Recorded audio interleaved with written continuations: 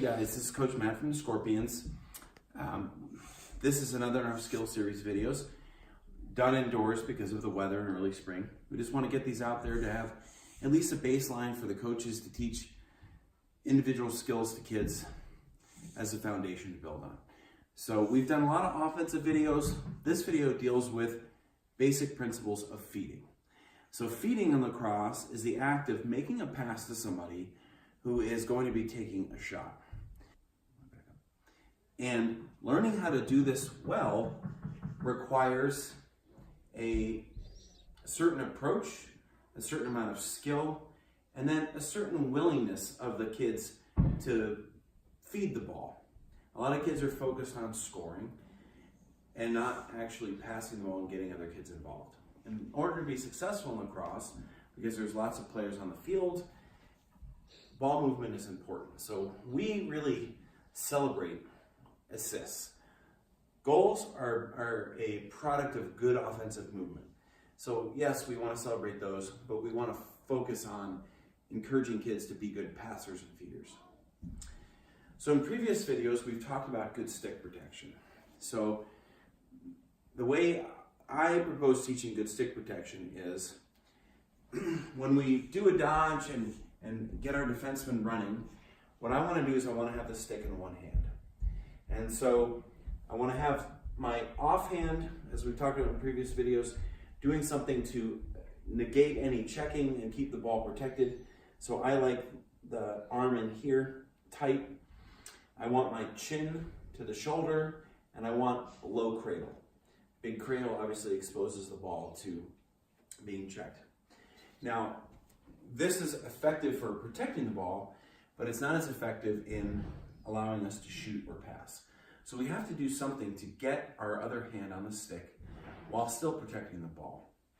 And so the way I like to teach this is creating space between myself and my defenseman, just like you would in any other sport.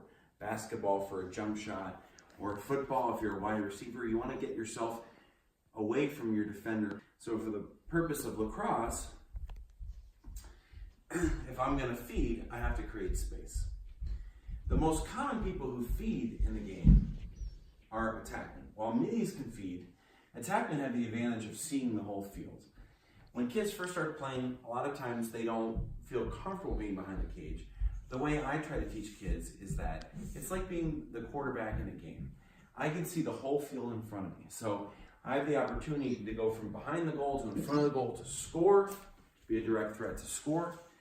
I have the opportunity to keep my head up and be somebody who can feed somebody who's a direct threat to score.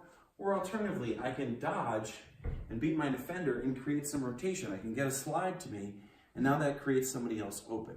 So it really is like being a quarterback. It gives you lots of options. In this case, we're going to talk about the feeding option. So I'm dodging from X. So I'm going to do a movement. And now so if I'm dodging from X, I'm going to do some sort of a movement to get my defenseman's feet moving. And I'm going to protect the ball in one hand. In general, he's going to be on my hip here. What I want to do is I want to create space, as I mentioned. The first thing I'm going to do is I'm going to throw my stick to the sideline. All right, so that is going to create space with me and my defenseman. And I'm just going to put my second hand on the stick. And now what it'll allow me to do is give me a chance to fade a little bit to be looking for that feed. So if I were to come here and I was just put my bottom hand on the stick, I'm not creating that separation, and chances are I'll get checked or he'll be on my hands. So again, just to repeat, when I'm dodging from X, do a dodge, get my defenseman's feet moving, have good cradling technique, throw that stick to the sideline, and put my second hand on the stick and give me opportunity to feed. Now, if you notice that when I'm dodging from behind the goal, I'm always going to have my head up and scanning the field. You don't want to have your head down and just worried about your defenseman. You always want to be looking at what the other offensive players are doing. So a good offensive player will always do that. So there's many techniques to teach feeding and good stick protection, but we can make this part of the roots or in a pen drill where we're working on this. So we can just lay cones out about 5 yards apart.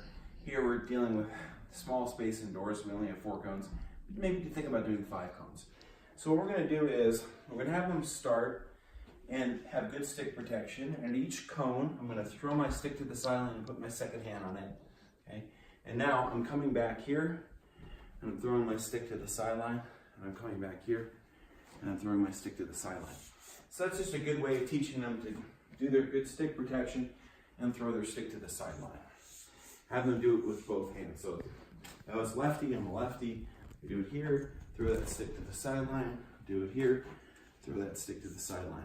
The important things are explaining to the kids why to do this, because a lot of times kids will try to cut corners because they won't see the importance of this. So the importance in this circumstance is I'm creating space with my defenseman, I'm getting my hands free, and then it gives me an opportunity to make a good pass to score. So that is basic feeding.